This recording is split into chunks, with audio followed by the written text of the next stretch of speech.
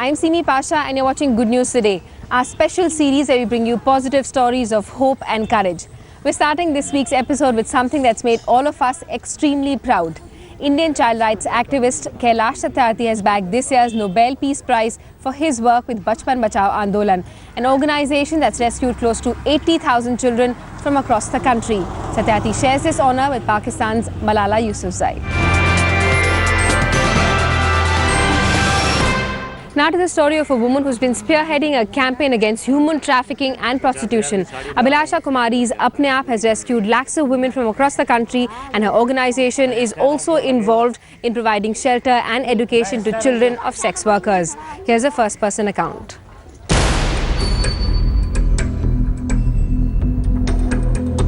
What does it mean to be a prostitute?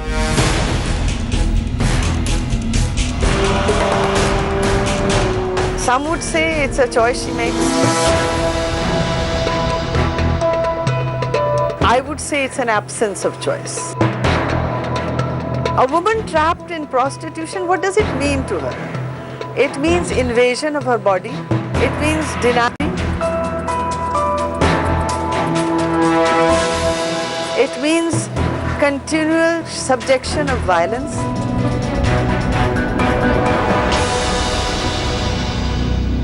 I'm Aarthikumari.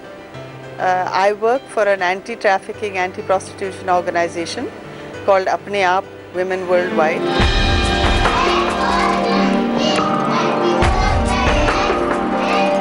It started in 2004, and the basic objective of the organization was to prevent trafficking of women and girls.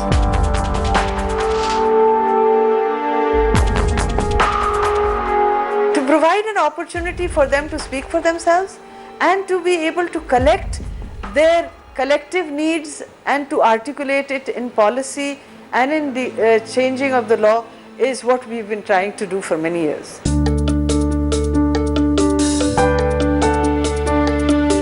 We are working in 3 different centers. One is of course Calcutta, then we work in Bihar, and we work in Delhi. Our girls are formed into Kishori Mandals where they learn life skills, they learn livelihood skills, they learn process of self-empowerment and self-expression. We try to get children into schools because we are committed to the Sarv Shiksha Abhiyan.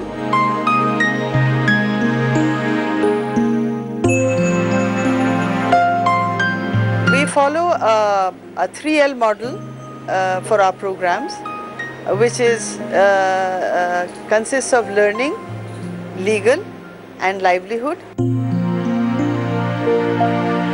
We have tried to assess what is it that they want to do, what is it that excites them, and then we try to weave the skill around that.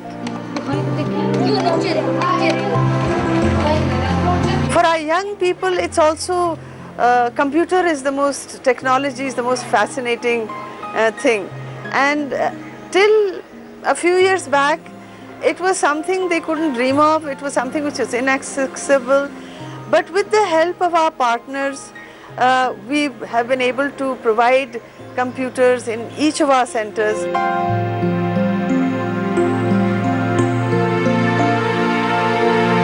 I think the happiest moment for me when I work for Apne Aap is when I go to hostels and see the children brought from red light areas, and I see the glow on their faces and dreams in their eyes. Then I say, okay, all those 12, 13, 14 hours of work has all been worth it.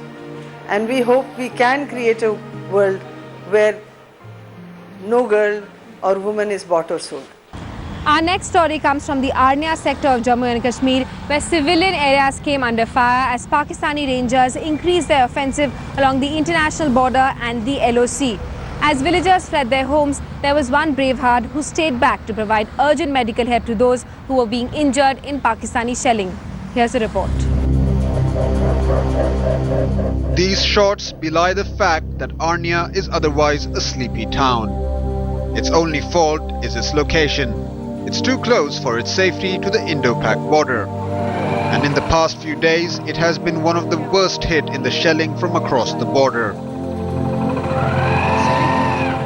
दशहरे के बाद तो सोए नहीं है, 7-8 दिन हो गए, दिन रात जाग रहे हैं, तो और उसके बाद भी काफ़ी नुकसान हो रहा है हमारे गांव में। एक घर से 5 लाशें निकल रही हैं, तो 30,000 से ज़्यादा आदमी हमारे गांव में, तो 30 आदमी नहीं है इस वक्त गांव में। सभी गांव पूरी दहशत में है और सभी लोग तो जो भी है लोग वो सभी घरों में है इस वक्त। तो 10 बजे के बाद ही शेलिंग बंद होगी, तो काफ़ी खौफ तो है ही लोगों में। But while everybody else was deserting Arnia, there was this one man who refused to budge. 82-year-old Dr. Om Prakash Saini's medical store remained open 24/7 in spite of incessant shelling from the Pakistani side. Dr. Saini made sure that he attended to all the injured, giving them first aid when required and referring them to government hospitals. और हमने ये सीखा हुआ गांधी जी के उपदेश से कि जनता की सेवा करनी चाहे अपनी जान चले जाए। तो यहाँ पर जो कोई थोड़े बहुत आदमी इधर उधर रहते हैं, किसी समय कुछ ऐसी घटना घट जाए तो उनको फर्स्ट एड देने के लिए मैंने यहाँ पे दुकान हमेशा 24 घंटे खोल के रखी हुई है। It's his courage and determination that champions the spirit of humanity at a time when governments bicker while commoners suffer. From Arnia in Jammu and Kashmir, Ashwani Kumar, Headlines Today. Who says you need an SUV or a Harley Davidson for a road trip to Ladakh? 40-year-old Satyan Das has proved that all you need is the grit and determination to have some serious fun. After riding from Kolkata to Khardungla on his rickshaw, Satyan is now planning a road trip to Paris.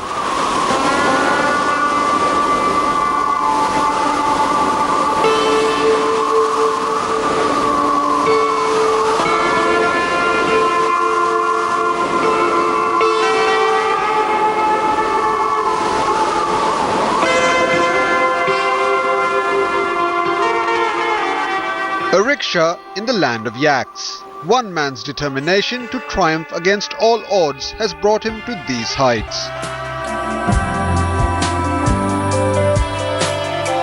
Standing in the middle of this snow desert, this man from Kolkata braved all forms of weather to reach this point. 40-year-old Satyan Das embarked upon a 3,000-kilometer long expedition that began in Kolkata. His mode of transport?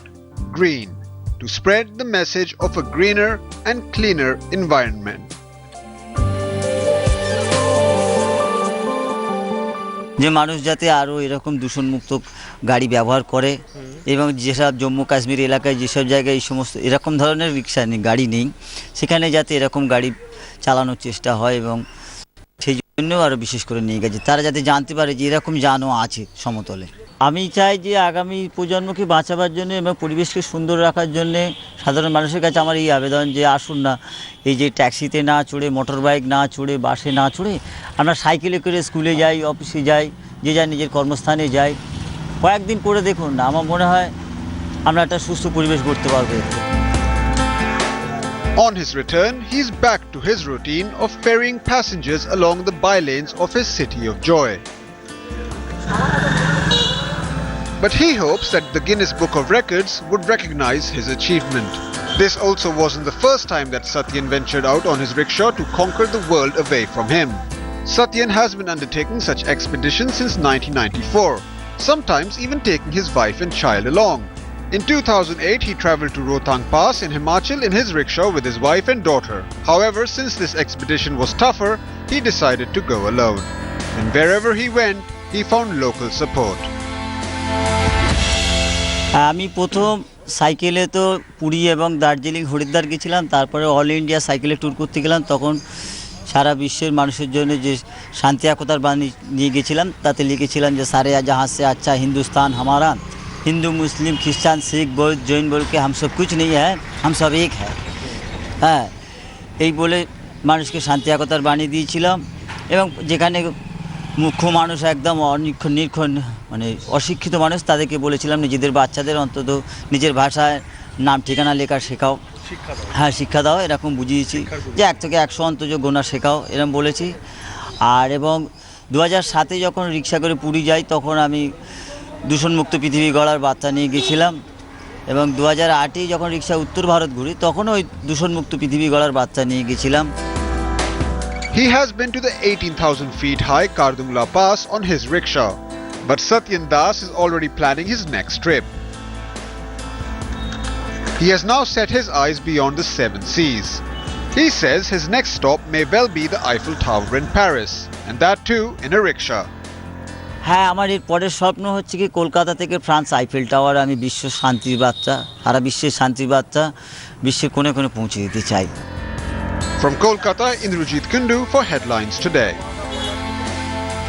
Now to a story from Himachal Pradesh where a group of women have danced their way into record books. Close to 9,000 women performed simultaneously in Kullu during the Dussehra celebrations at an event organized to highlight gender discrimination and female infanticide. Take a look.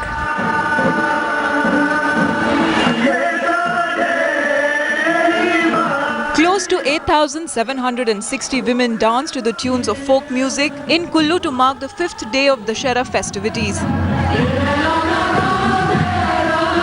Unlike the rest of India, the Dussehra celebrations kick-start in Kullu on Vijayadashmi Day.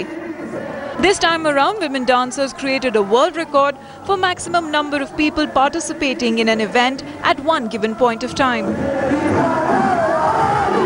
Moreover, it was an endeavour encouraged by the Chief Minister of Himachal Pradesh, Veerbhadra Singh, to draw attention to grave issue of female infanticide and gender discrimination which is rampant in the state.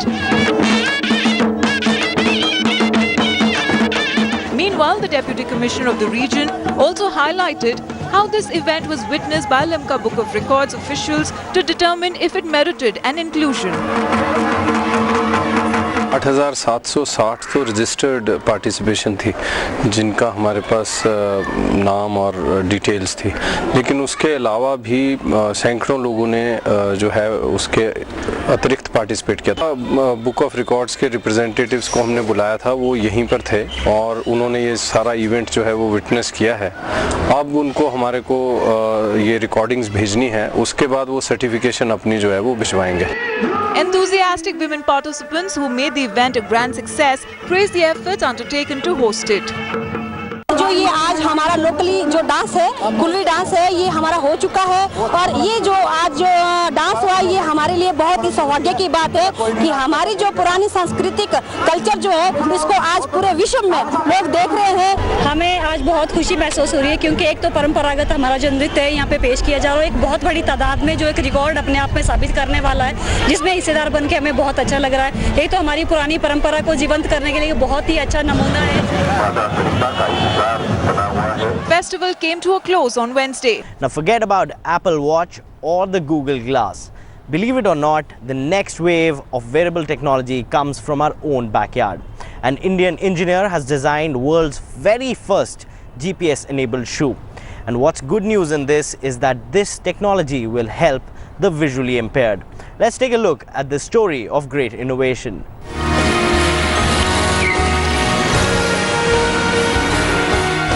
For the visually impaired, something as basic as walking can be an extremely difficult task. So engineer Anirudh Sharma from Delhi decided to do his bit to simplify their lives.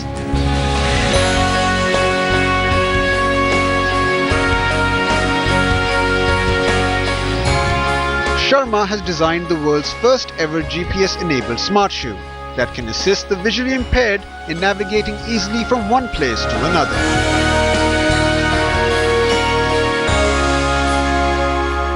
It was during an internship in Bangalore where the Delhi boy found his true calling.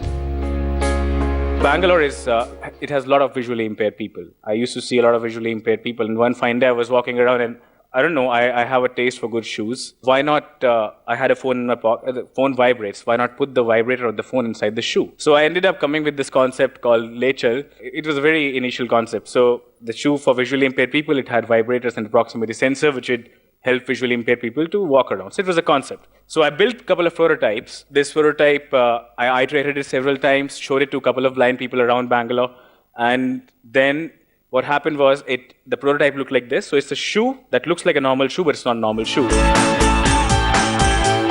The shoe can be connected to the user's smartphone through Bluetooth and uses a combination of GPS, voice commands and vibrations to guide the user safely through his or her journey without ever having to look down at their smartphones. We built a company. It was a team of 16 people, and now we are manufacturing it as a product which blind, visually impaired people around the world are going to use. People tried this. I felt very happy about it, that something I built is being used by people. The interesting design of the shoes is a plus point which is attracting a lot of non-blind customers as well. In fact, Anirudh and his team has also designed polyurethane insoles which can be used in any pair of shoes as fitness trackers to record the number of steps taken and calories burned. It seems Anirudh Sharma sets an example of how passion can take you places. And his focus is now on expanding the initiative as well as the market for his product. Bureau Report, Headlines Today.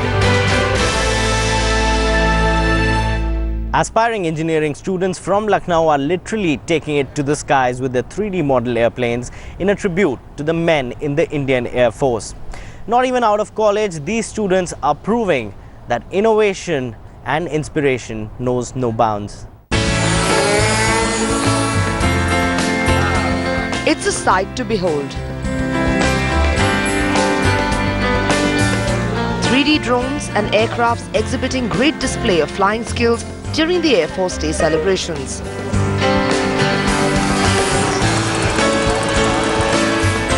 As a mark of salutation to the defence services and the martyrs of the Indian Air Force, a local flying club organised a mini air show in Lucknow using these drone-type aircraft models.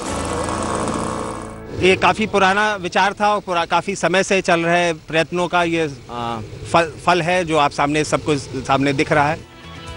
But perhaps what was the most unique thing about this mini air show was that engineering students hand-designed these drone aircrafts and flew them on green fuel, which they expect to emerge as an alternative to expensive fuels like petrol. हमारे लिए बहुत बड़ी उपलब्धि है कि हम छोटे छोटे इंजीनियर्स अभी इंजीनियर बने नहीं हैं, सिर्फ स्टूडेंट हैं और ये सब हम कर रहे हैं, तो हम लोग के लिए बहुत बड़ी बात है. और इसके लिए हम लोगों ने बहुत मेहनत की है, अपने रेगुलर टाइम निकाल के एक्स्ट्रा टाइम दिया है हमने काफ़ी. हमारी छुट्टी 5 बजे होती है, हम लोग 8 बजे तक रुक के हम लोगों ने काम किया है इसके ऊपर. हम लोगों ने काफ़ी मॉडर्न टेक्नोलॉजीज़ का यूज़ किया है, तो हम लोग को काफ़ी अच्छा लग रहा है अगर ये सक्सेस हुआ है तो. Not even full-time engineers yet, and these students have already begun innovating. They now plan to make utility and surveillance drones for the Air Force, which they hope to unveil in the near future. Bureau Report, Headlines Today.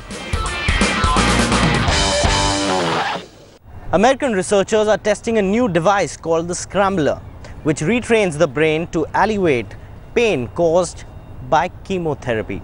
What's more, that this device has had a positive outcome for cancer survivors. Let's take a look at this story. Karen Sarfanek is a survivor. 13 years ago, she was diagnosed with breast cancer. But after intensive chemotherapy treatment, she was declared cancer-free. It was good news. But while the cancer was gone, the treatment was causing Karen a great deal of pain.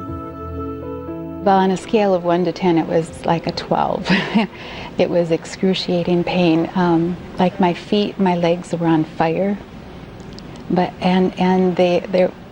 it's so hard to describe because they felt so painful, yet they were numb. Major problem from a number of chemotherapy drugs, probably the most prominent problem that we have these days. For some, it limits how much chemotherapy we can give. For some that get the chemotherapy, it gets better afterwards, but for some, it stays there and is persistent. It can be a persistent problem for years. For her, the pain was so severe, she could barely walk.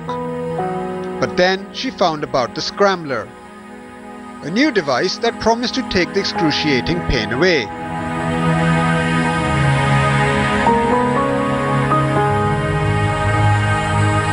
You put electrodes on those nerves and you give them different electrical signals. And those different electrical signals kind of retrain the brain and say, really, this isn't pain. And it worked. The pain Karen had endured for more than a decade was gone. It was so incredible that I hadn't felt pain-free for so many years. That I guess I didn't expect it to last. The scrambler has yet to be approved for commercial use. And here's hoping it does get approved, because it could be the key for many people like Karen Safranek to live a life free of pain. That's all we could pack into this edition of Good News Today. You can send us your feedback, tweet the team at HLT Good News.